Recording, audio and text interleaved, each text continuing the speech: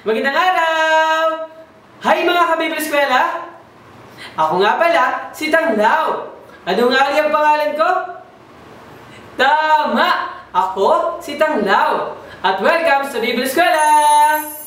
Narito tayo ngayon upang mag-aral, matuto at makapakinig ng mga magaganda at exciting na mga kwento mula sa Biblia. At nais ko din na maging kaibigan kayo at maging gabay ninyo sa inyong pag-aaralan dito sa Bibli Eskwela. This little light of mine, I'm gonna let it shine. This little light of mine, I'm gonna let it shine. This little light of mine, I'm gonna let it shine. Let it shine, let it shine, let it shine. This little light of mine, I'm gonna let it shine. This little light of mine, I'm gonna let it shine. This little light of mine, I'm gonna let it shine. Let it shine, let it shine, let it shine. This little light of mine, I'm gonna let it shine. This little light of mine, I'm gonna let it shine. This little light of mine, I'm gonna let it shine. Let it shine, let it shine, let it shine. Let it shine, let it shine, let it shine.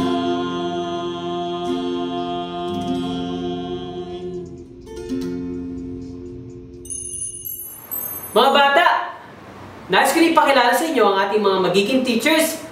Sila si Teacher Sarah, Teacher Jessie, at si Teacher Owie. Isang masiglang palakpakan naman dyan para sa kanila. Hello mga Bibli Eskwela! Magandang araw din sa iyo, Tanglaw! Magandang araw din po sa inyo, Teacher Sarah, Teacher Owie, at Teacher Jessie.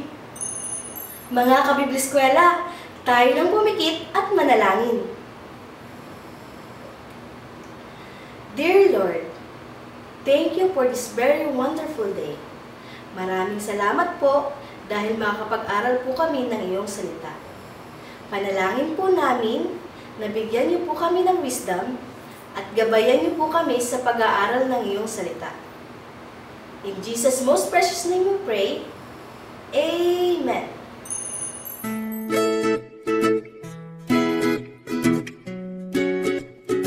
Hello mga Kabibli Eskwela! It's singing time! Let us sing, Thank You God!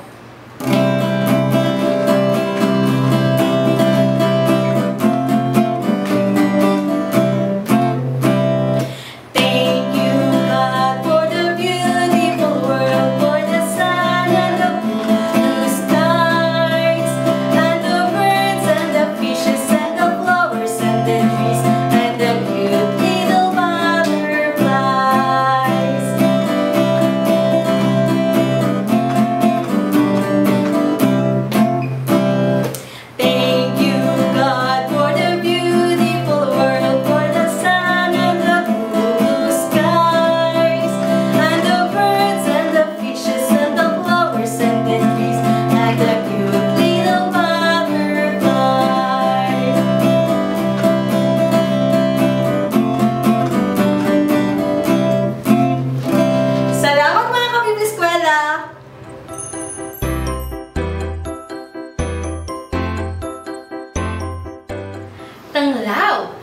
Have you ever wondered where everything came from? Saan kaya nanggaling ang araw, ang buwan, at ang mga bituin, maging ang mga isda, ang mga ibon, at mga halaman, maging ang mga tao? Malalaman po natin ang sagot mula sa Biblia, Teacher Sarah. Matatagpuan po natin yan sa Genesis chapter 1. Ayon sa Genesis chapter 1 verse 1, in the beginning, God created the heaven and the earth. Tama, Tanglaw! Sinasabi sa Biblia na in the beginning, nababalot ang buong mundo ng kadiliman. Ngunit, in 6 days, ginawa ng Diyos ang lahat-lahat. Mga kabibliskwela, tara! Ating tuklasin at pag-aralan kung paano nilikha ng Diyos ang lahat-lahat. Naku! Ang dilim! Wala akong makita. Alam niyo ba mga bata, na ito ang itsura ng paligid bago nilikha ng Panginoon ang lahat-lahat. Sa unang araw, sinabi ng Panginoon na magkaroon ng liwanag. At sa isang iglap, ay biglang nagkaroon ng liwanag. At sinabi ng Panginoon na ito ay mainam. Tinawag ng Diyos ang liwanag na araw at ang kadiliman naman ay gabi. At iyon ang unang naging araw at gabi. Hindi ba't napakagaling mga bata? Sa isang salita lamang ng Diyos ay nagkaroon na ng liwanag. Mga bata, ano nga ulit ang unang nilikha ng Diyos? Tama! Ang araw at ang gabi. Ano naman ang nakikita nyo ngayon mga kabibliskwela?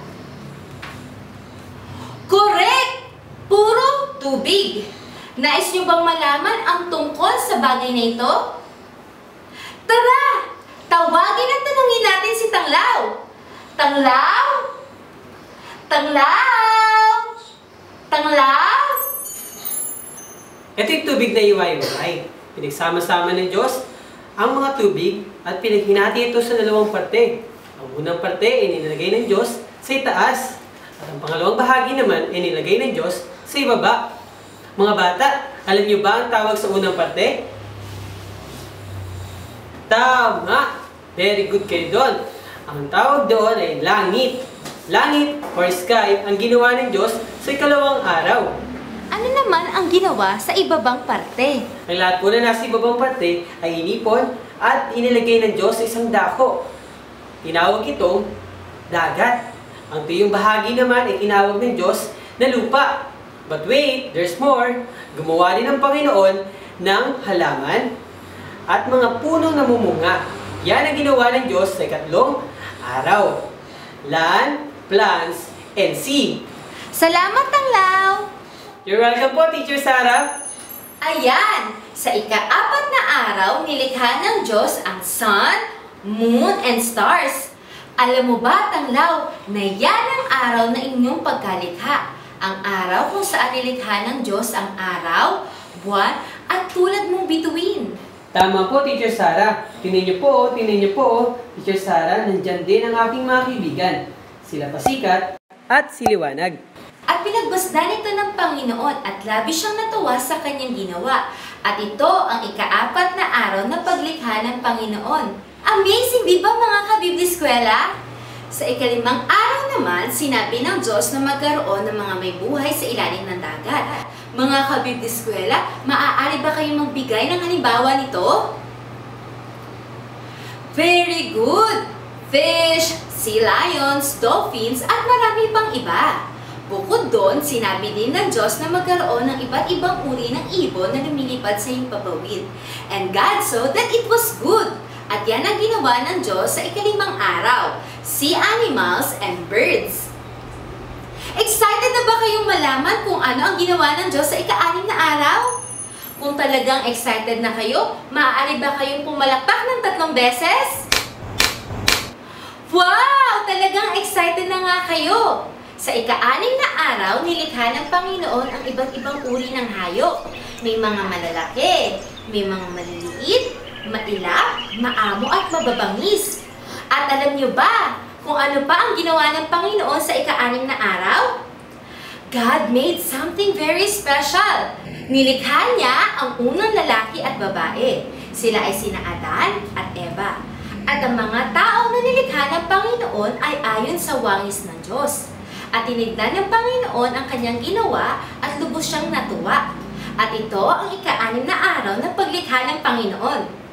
Ano naman kaya ang ginawa ng Panginoon sa ika-7 araw? Ang Panginoon ay nagpahinga sa ika-7 araw at nagawa na niya ang lahat ng kanyang nais na likhain. Siya ay nagpahinga at ito ay naging napaka-espesyal na araw. At doon nagtatapos ang pagkalikha ng Panginoon sa ating daigdig. Thank you po, Teacher Sara, sa napakagandang kwento mula sa Biblia. Mga kabibliskwela, natatandaan niyo pa ba ang mga nilikha ng Diyos? Tara, ating isa-isahin ang mga ito.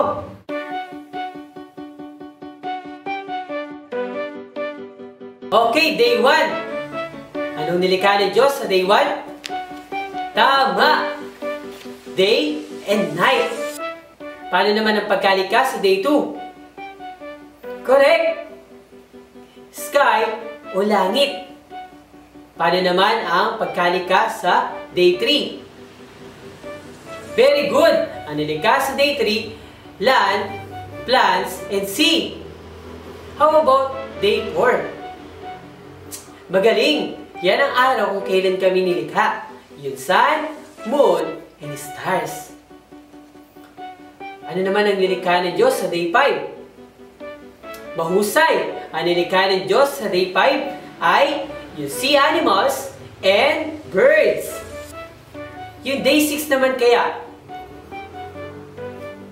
Mahusay! Ang nilikha ng Diyos sa day 6 ay yung land animals and man. Ang muling araw kaya, anong ginawa ng Diyos? Very good! Ang ginawa ng Diyos sa huling araw, siya ay nagpahinga at pinagmasdan niya ang kanyang nilikha. Yes! Nakakatuwa at naalala niyo pa ang lahat. At meron kayong natutunan sa ating lesson ngayong araw. Hello mga kabibliskwela! My name is Teacher Ohi. Samahan niyo ako sa ating memory verse. Genesis chapter 1 verse 1. In the beginning, God created the heaven and the earth. Madali lang mga bata, di ba? So ngayon naman, lagyan natin ng actions para mas mabilis niyong ma-memorize. Genesis chapter 1 verse 1. In the beginning, God created the heaven and the earth. It's your turn, mga kabibliskwela. Wow! Very good! Huwag niyong kalilimutan, ha?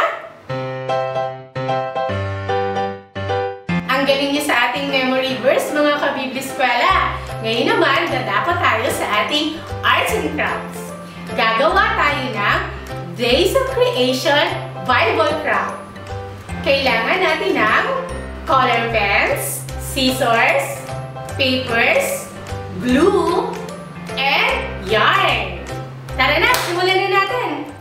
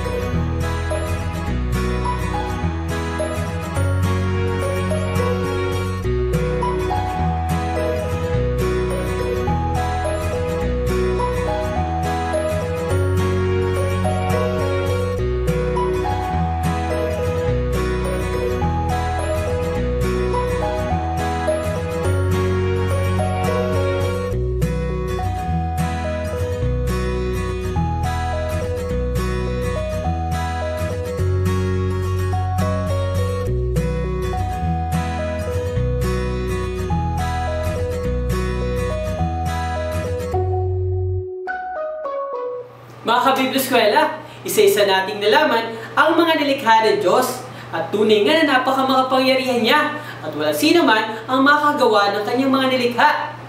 Tulad mo, you are fearfully and wonderfully made. It's a great thing to praise the Lord talaga. Amen, Tanglaw! Maraming salamat mga kabibliskwela sa pagsama sa amin sa pag-aaral ng salita ng Diyos. Hanggang sa muli, mga kabibliskwela! paalam!